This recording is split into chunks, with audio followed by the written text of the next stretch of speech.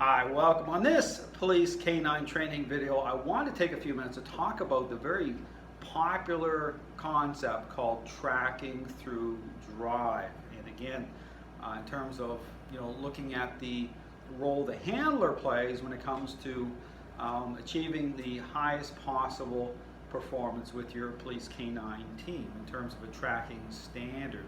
And how to achieve that beyond a idea of things. And again, this is where I talk about a interaction-based approach in terms of how that how that works in terms of our role, in terms of the social influence part of the relationship. And again, I talk about the relationship, and I talk about our role in that. What I refer to and what I use as an example often to talk about the critical nature of our role in terms of a better relationship with dogs, and in terms of a standard when it comes to a working dog.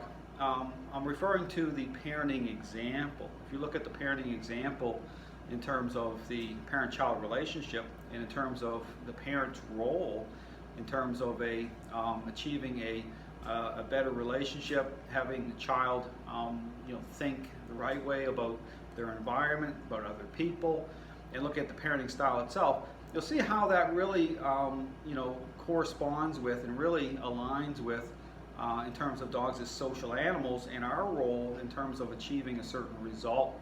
And again, when I wrote an article recently for Canine Cop magazine, I replaced the word drive with the word pack to really kind of bring attention and focus onto what's really at the center of achieving the highest possible result performance with our police canine. And again, one of those things, when I replace that word and I look at that word drive, and this is where, again, one of the takeaways of this video is really encourage you to think about what does that really mean in terms of drive.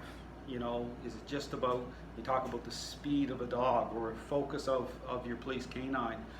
What is our role in that? How do we achieve that? Is it just about connecting dots without really any sort of kind of awareness or insight into the relationship part of that? And again, I talk about how dogs see us in that, how they see us through the relationship. Dogs as pack animals. There's a big part of that, a big piece of the puzzle is really about how we're connecting that way, how we're interacting, how we're thinking, okay, to actually achieve that result.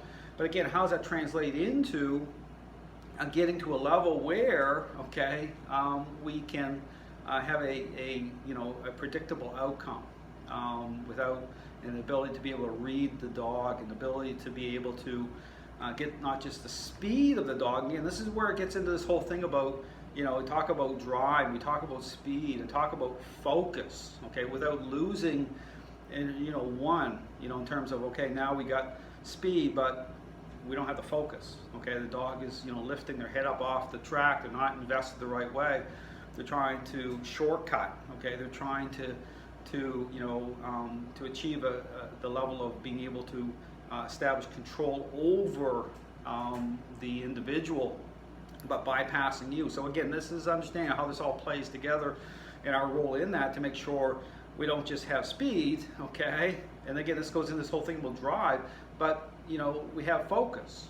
And again, this is where, again, talk about getting that speed, so getting a dog to focus the right way.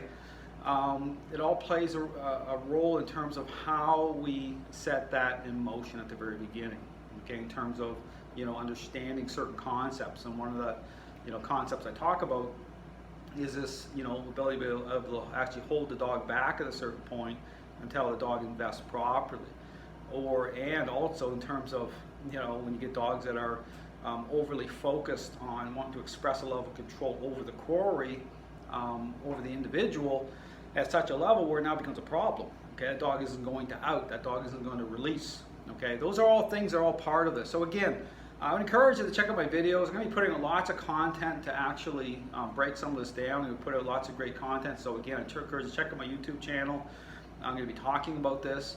Also encourage you, if you're a member a subscriber of Police Canine Cop magazine, check out the article I've just put out just recently, really breaking this concept down, because ultimately it really is about, especially as a police canine handler, you want to achieve the highest possible result as possible with your dog, where seconds really do matter, outcomes really do matter, liability issues, they really do matter in terms of making sure that you're going to actually get the highest possible performance from your police canine team.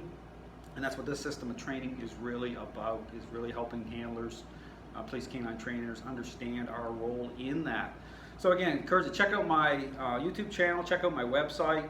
I offer courses in terms of how to incorporate this method into your program without having to start all over again. Understand, that's one of the fears, is that, well, you got to start all over again. Well, that's not the case here, okay? It's about taking your strengths, where you're currently at, and being able to incorporate this concept in, being able to break this down to the level where you're able to achieve the the best possible performance with your police canine. So again, if you have any questions, contact me.